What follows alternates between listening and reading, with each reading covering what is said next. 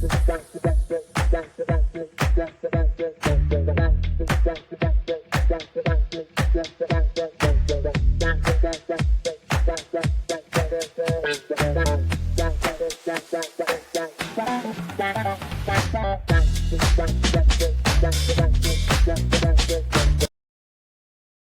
right, welcome back to the Net to Net podcast. I'm your host, Sam Kelty, and today is our NFL trade deadline special. Today, I'm going to talk about all the trades that happened at the deadline today at 4 p.m. Eastern Time, making it about 1 o'clock on the West Coast time for me. The trade deadline has come and gone, and there is some big moves. There's also been. I'm also going to talk about some of the moves that happened even before the trade deadline as well. Kind of leading up when we first kind of started seeing some trades happen, and then getting to today's deadline. We all know about the Cam Akers trade. It was a Cam Akers in a condition seventh round in 2026 for a 2026 seventh round condition. From the Rams to the Rams. So the Vikings got Cam Akers and traded for picks, which everybody knew that. And then the Patriots lose Christian Gonzalez for the season, who has been having a great rookie year, and then goes out and tears his Achilles. And then the Patriots bring back J.C. Jackson for a 6th-round pick from that the Chargers received for J.C. Jackson, who just signed that big extension, or not extension, that big contract with San Diego over that offseason, coming off a Pro Bowl year, an All-Pro year, and then just hasn't had the same success he had in New England, and now he's going back. It's already happened. And then on October 6th, Randy Gregory was traded to the Niners for more pass rushing, which I'll talk about the Niners in a little bit. But then Claypool was moved from the Bears to the Dolphins. And then we saw on October 10th, Van Jefferson was traded from the Rams to the Falcons for a 6th-round pick. And then on October 18th, we saw McCole Hardman getting traded back to the Chiefs for a 6th-round pick to the Jets. I already talked about the Kevin Byron trade last week. So then today, October 30th, trade deadline. First trade of the day, we saw Leonard Williams for a 2nd-round pick in 2024 and a 5th-round pick in 2025. I think Leonard Williams helps the Seahawks tremendously. It helps bolster their defensive line. And I think we haven't seen Seattle's defense line be that great over the last few years, and this definitely helps in various ways. Like, we look at Seattle. They've lately been struggling to get to the quarterback. They're not putting as much pressure as we have seen in the past from them. I think Leonard Williams helps with that because also the Giants can get off that trade or his contract, which we saw was big. I think something that we have seen, Leonard Williams has been traded. This is not the first time he's been traded. He has been traded before when he was with the Jets, and that's how he got to the Giants. In a 2019 trade deadline that sent him to the Jets, from the Jets to the Giants, which helps the Giants because it recuperates draft picks, as well as it gets off a pretty big contract. He was due $10 million for the rest of the season. Seattle will only pay the appropriated veteran minimum of his contract. And it's a massive swing because it brings, like I said, reinforcements. He's having probably an okay year. He has 1.5 sacks with 21 tackles, 1 tackle for a loss, and 5 quarterback hits. This does help them add more depth and reinforce that defensive line with the likes of who they already have. In the likes of Jaron Reed, and players like that. I do believe they re-signed Frank Clark, who was released earlier in the week by the Denver Broncos, um, and so they bring him back, and it helps with bring more with Draymond Jones, who they brought in last year, in this offseason, as well as helping Jaron Reed, on that defensive line. It brings, like I said, more reinforcements, and then the Giants get off the contract and get the picks. And then we saw the Eagles trade Contavious Street, and a 7th-round pick in 2025 to the Falcons, from the Eagles to the Falcons for a 2024 6th-round pick. That works for both teams, I think, because we just saw over this weekend Grady Jarrett tore his ACL, out for the season, which is unfortunate because for his player of age at 31, it's kind of hard to come back from. And they get some reinforcement with Contavious Street because they lose a big body like that, as well as because you could slide Calais Campbell down in there, but then you lose an edge rusher, which they don't have a ton of. So you bring in Contavious Street to help you with that. And I think that's a great pickup for them. I think, like I mentioned, Grady Jarrett goes down. You bring in a Contavious Street, which helps you on the back end, which gives you depth, which I like. Then, probably one of the big moves of the day, Montez Sweat for a 2nd-round pick in 2024, which is very, very weird because we thought the Bears would be sellers at the deadline. Like Jalen Williams asked for a trade.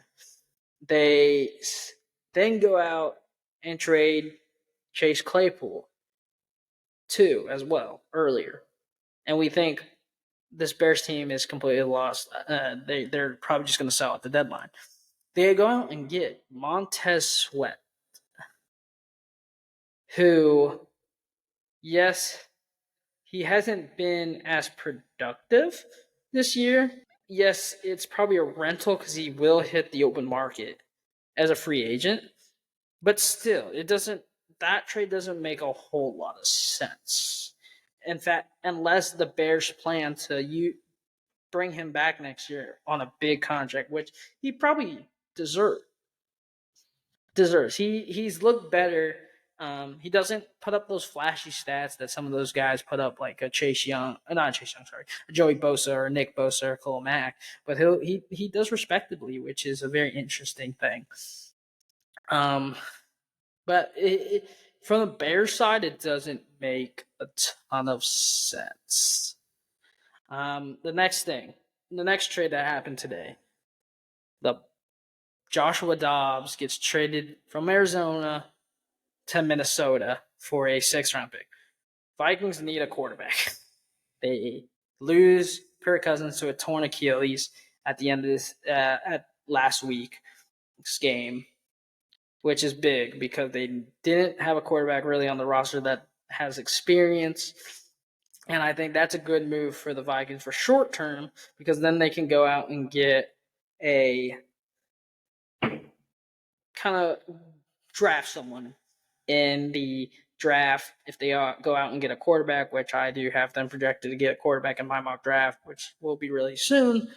But it was also weird because I thought Vikings would be a seller at the deadline because Danielle Hunter and Harrison Smith I thought could have been on their way out because they've kind of gotten more useful on the back end. But they bring in a borderline starter that can come in for the meantime while Kirk Cousins is nursing his injury with his Achilles because he'll be out for a while. And it gives them a quarterback that has experience starting in the NFL and playing in the NFL for a decent amount of time. So, all in all, I think it works out for the Vikings. And for the Cardinals, they just get a draft pick. Joshua Dobbs was not going to start when Kyler Murray came back, and then he struggled over the last few games, and now it looked like they were going to go with Clayton Tooney if Kyler Murray couldn't go, and Joshua Dobbs hasn't got the job done. And then the next trade, Jacksonville Jaguars. They go out and upgrade their offensive line. They go get Ezra Cleveland from the Vikings, which shows that the Vikings were kind of sellers, but then didn't sell like the key guys that we saw um, that we thought were going to get traded. They go out and get a guard and Ezra Cleveland. Um, it's nice because he will slide into left guard. And that means Walker Little would be pushed back out to the tackle. Because we've been seeing Walker Little kind of playing that guard position, but he's a tackle. He's been a tackle in college, and he was a tackle coming into the draft. And he played tackle a little bit his first year in the NFL, and then they swung him in the guard. This could be good in the short term for Jacksonville because it shores up their offensive line, makes their offensive line bigger, stronger, a guy that can actually play guard position.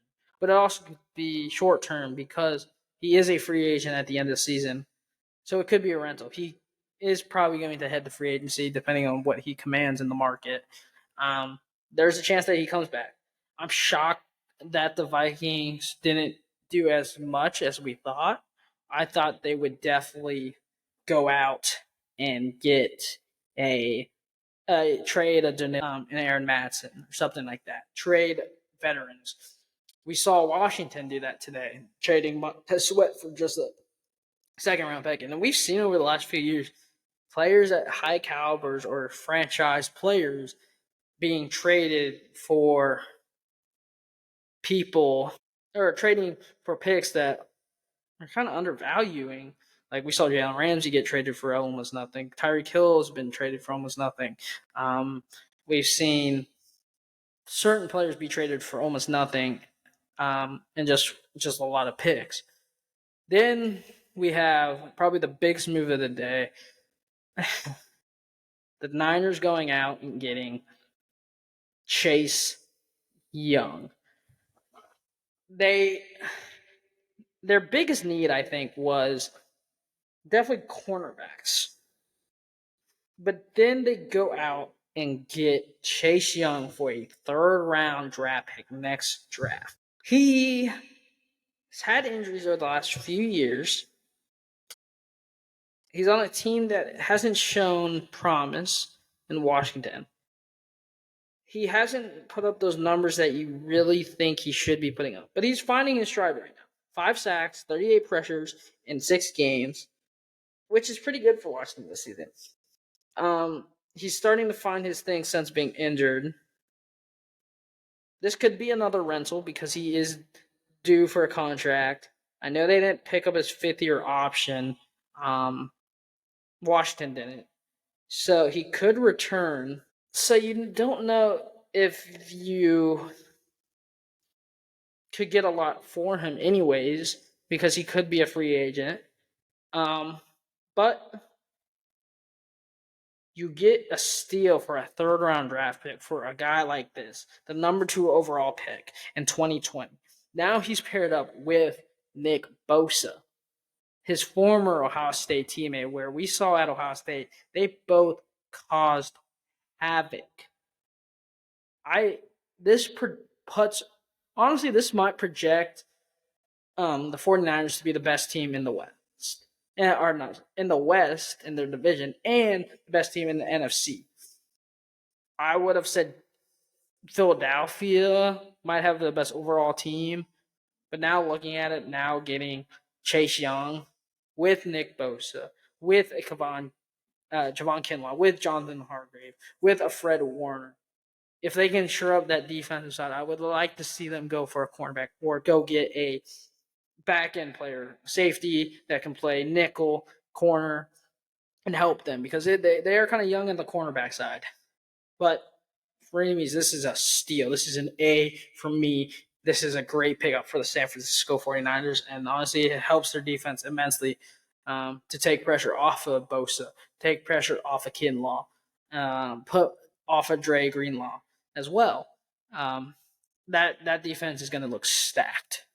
And then the Bills go out and get another cornerback. They definitely need someone to help with Taron Johnson. Taron Johnson has stepped up big since Tre'Davious White has been out. But then they go out and get a Rasul Douglas. Rasul Douglas had a great year last year with Green Bay. He's cheap. They got him for a third-round pick. He fits Sean McDermott's system. He can just slot right in and play. He's shown he's a good slot corner. He's very good. He's a ball hawk. I like the pickup that the Buffalo Bills did because I think they kind of lacked that hunger and that fight on the defensive side with Tre'Davious White being out for the season. Then the last trade is kind of shocking. I don't know how I totally feel about it from the Bills side because or not the Bills. Sorry, the Lions side. Yes, they have Jameson Williams coming back, but he hasn't hit his stride yet. They have Josh Reynolds, but yes, they did lose Marvin Jones, so they go out and get a Donovan Peoples-Jones, which brings them another low stakes. He can do flashy stuff for cheap for a 6th-round pick. Helps their receiving core a lot. He's very good on the outside. He gives you that vertical length that you don't really have other than with Amon St. Brown, who can do everything. You don't really have that outside.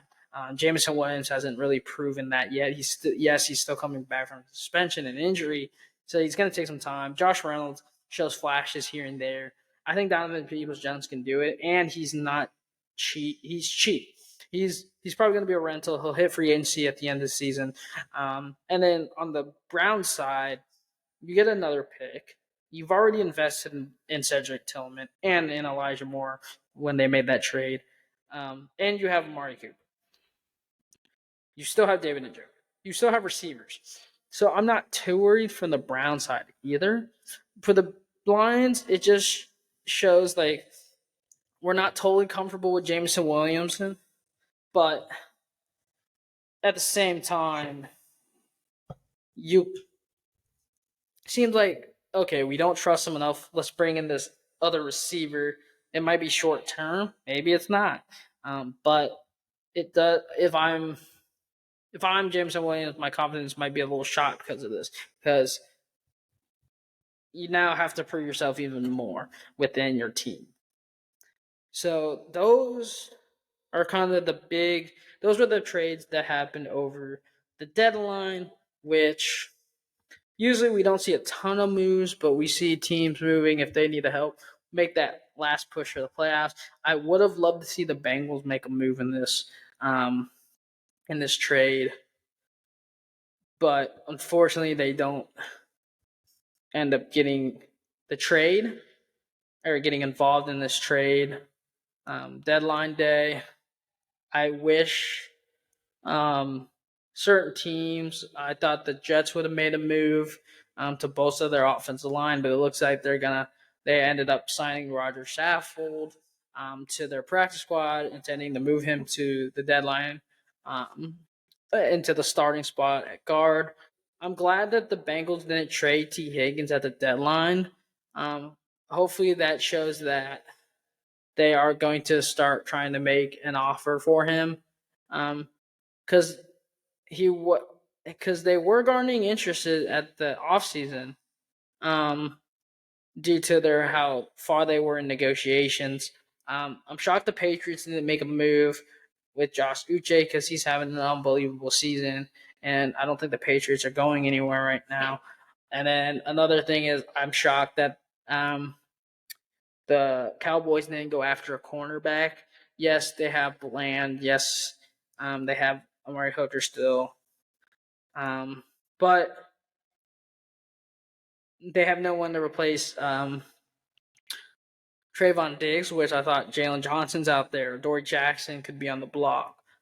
So not going out and getting a cornerback, which was shocking to me. And then for the team that didn't do anything in the trade, which I thought they were, was Denver. I thought Denver would have gone out there and traded a bunch of their players and start fresh with what Sean Payton would want to do. But I guess just no interest there. I really thought Jerry Jeudy was going to be moved in the offs this season.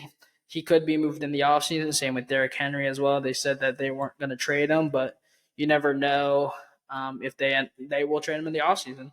But that's the trade deadline. You see some of these teams making pushes. I think the team that would the deadline has to be the Niners. They go out and get Randy Gregory and they go out and get Chase Young.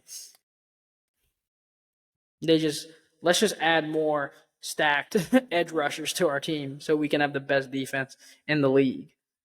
If Robert Sala was still on this team as the defensive coordinator, I think he would have a field day with this team. But that's just where I'm at with the deadline. I'm glad the Bengals didn't make any moves. I think the team's starting to find their stride with the players around them, which I'm happy about. Yes, they beat the San Francisco 49ers, which I'm very happy about last week. Easily win. They showed that Joe Burrow is not injured anymore, so he's definitely showing that he's back. They go out and get that win, 31-17. They picked off Brock Purdy twice, which was great. We saw some teams bounce back, like the Chargers bounce back, and the Lions bounce back after tough losses heading into their bye weeks. Jacksonville going into their bye week, beating the Steelers, which Jacksonville looks pretty good this year. I would be a little bit nervous about them heading into their bye week, but then we have some good games coming up this week. I think with definitely highlight Kansas City, Miami, Tua versus Mahomes, Tyreek versus his old team. We also have Pittsburgh versus Tennessee on Thursday Night Football with Will Levis getting his his second start after he threw 4 touchdowns last week in his first start. Other games to look forward to is the Philadelphia-Dallas game. That should be a good game. Division rivalry, Jalen Hurts versus Dak. One of the best defenses in the league. The Cowboys going against one of the best offenses in the league in Philadelphia. And then the later game, Bills versus Bengals. This is the first matchup since Damar Hamlin injury that happened at Paycor Stadium last year. So this should be an interesting game. Hopefully nothing happens again like last year, but you never know. It is the NFL. But yeah, I believe this is the first time since Buffalo will play Cincinnati since that awful thing that happened last year in Cincinnati. But hopefully, other than that note, hopefully it's a clean game. Both teams walk out healthy, but the Bengals get the dub, which it seems like they're on the right track, but you never know. Mistakenly, this is not the first game since the Damar Hamlin injury is the second game since that. They did play in the playoffs, but this is the first game since the Damar Hamlin injury that they played at Paycor Stadium, because last year they did play each other in the playoffs, but it was at Orchard Park in New York, home of the Buffalo Bills Stadium. So that should be a good game on Sunday Night Football. And then on Monday night, you got the Chargers versus the Jets, which should also be a good game. So definitely look forward to those games. And those are some of the key games of the week. For fantasy advice, I would definitely avoid anyone from Chicago just because New Orleans Saints defense very good. And I would avoid Kansas City's receiving core. Just because Jalen Ramsey's back, you still have Xavier Howard there. You have Javon Hollins there, Brandon Jones, the very good secondary, very good defense. Stay away from there. And then Tennessee's defense, I do like against Pittsburgh's offense. Offense has been struggling. Kenny Pickett is day-to-day. Game time decision for the Steelers game. If not, then it's Mitch Trubisky. Mitch Trubisky kind of showed us again why he's not a starter in the NFL right now. Somehow he has a winning record. but he did show us last game against Jacksonville why he is the second string quarterback. But yeah, that's my episode for our NFL podcast edition. Definitely check us out on Spotify and YouTube, and then check us out on Instagram and Twitter for all the latest updates when we release new episodes. We'll be releasing our college football one with the college football rankings just being released today, so you'll definitely see that. And then we'll release our soccer and NBA in the near coming days. So definitely have a lot going out for you, and hope to see you guys soon. Peace.